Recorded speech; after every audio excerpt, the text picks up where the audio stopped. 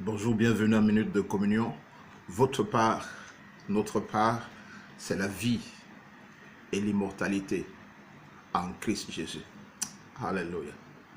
Continuons à partager sur notre thème, mourir à soi-même. Naturellement, nous avons compris que ce ne s'agit pas d'aller se suicider. Il s'agit d'une œuvre spirituelle, un positionnement dans lequel notre vie est complètement soumise à Dieu, complètement livrée au Seigneur, et le Seigneur peut en disposer pour faire ce qu'il veut. Où commence la mort à soi-même? Comment est-ce que quelqu'un peut savoir qu'il est mort à lui-même? Commençons par lire quelques passages dans les Écritures. Matthieu chapitre 16. Le Seigneur Jésus dit à ses disciples, si quelqu'un veut venir à moi, premièrement, qu'il renonce à lui-même, ensuite qu'il se charge de sa croix et qu'il me suive. Là, c'est Jean 16, verset 24. Verset 25 dit, car celui qui voudra sauver sa vie la perdra, mais celui qui la perdra à cause de moi la retrouvera. Luc chapitre 14,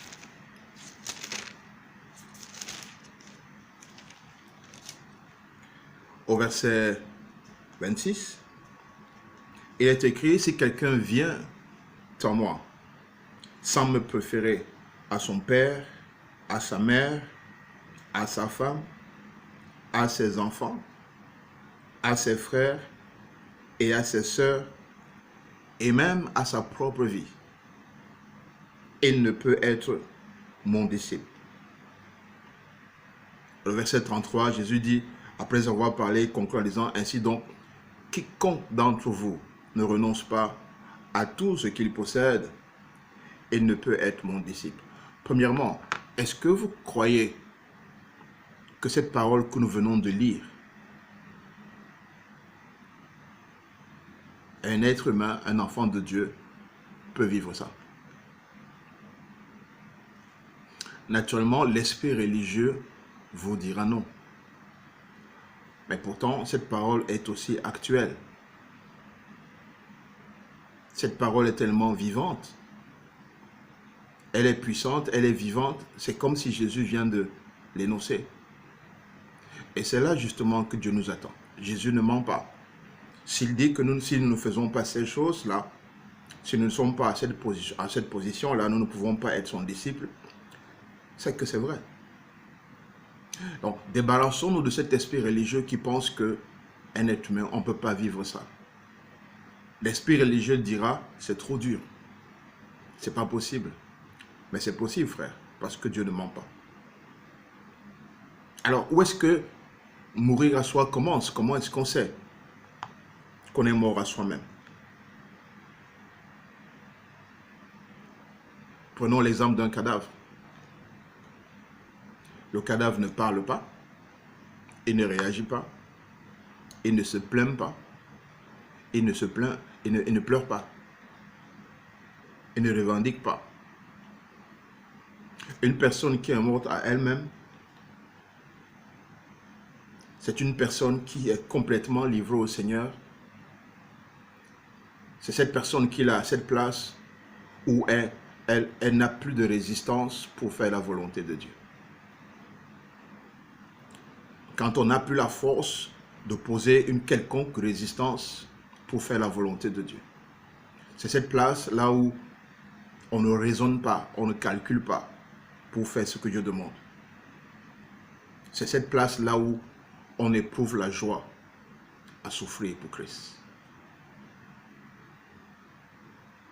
Et personne ne peut décider de se retrouver là comme ça. Il s'agit d'une œuvre purement spirituelle.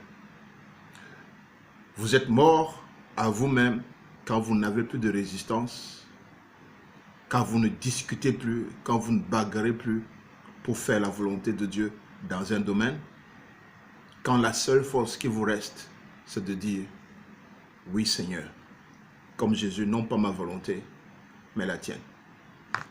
Mais une chose très importante, à laquelle je voudrais attirer notre attention. Sur ce chemin de renoncement, nous devons rester humbles.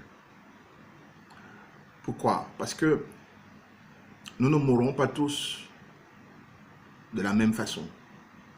Je veux dire que ce que Dieu traite avec moi n'est pas ce que Dieu traite avec vous. Nous devons être humbles. Pourquoi? Parce que là où nous sommes forts aujourd'hui, nous ne devons pas oublier que nous étions faibles sur ce point hier. Et nous ne devons pas aussi oublier que là où nous pensons être forts, nous sommes forts dans un domaine, et nous ne devons pas oublier que nous sommes faibles dans d'autres domaines.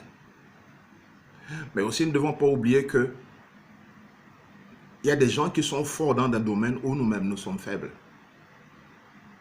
Par conséquent, nous ne devons pas avoir un jugement particulier sur la condition des autres. Chacun de nous doit avancer sur cette route avec un cœur humble, sachant que c'est le Seigneur lui-même qui nous transforme. Et il nous transforme lorsque nous nous tournons vers lui. Et nous transforme lorsque nous nous donnons à lui. Nous devons être revêtus d'humilité sur ce chemin. Nous ne sommes pas forts dans tous les points au même moment.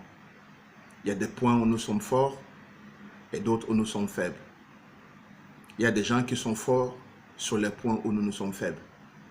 Et nous pouvons être forts sur des points où d'autres sont faibles. Par conséquent, pendant que nous avançons sur cette route-là, revêtons-nous d'humilité, comptons sur le Seigneur. C'est lui qui nous donne la capacité de manifester les vertus. Ses vertus à lui. Alors, humblement avançons le Seigneur, ayons simplement dans notre cœur le désir de nous donner à lui. Quand nous sommes à cette place de mort, c'est alors que quelqu'un peut dire « J'ai donné ma vie à Jésus ». Beaucoup de gens disent « J'ai donné ma vie à Jésus ». En fait, ce qu'il veut dire, c'est que j'ai accepté Jésus dans ma vie. On ne donne pas sa vie à Jésus en un coup. C'est une étape progressive. Je pense même que c'est l'histoire de toute notre vie. Mais si notre cœur y est donné, le Seigneur fera le reste. Abonnez-vous, partagez avec les autres et que le Saint-Esprit nous conduise sur ce chemin étroit et resserré, mais le chemin de la vie. Au nom de Jésus-Christ. Amen.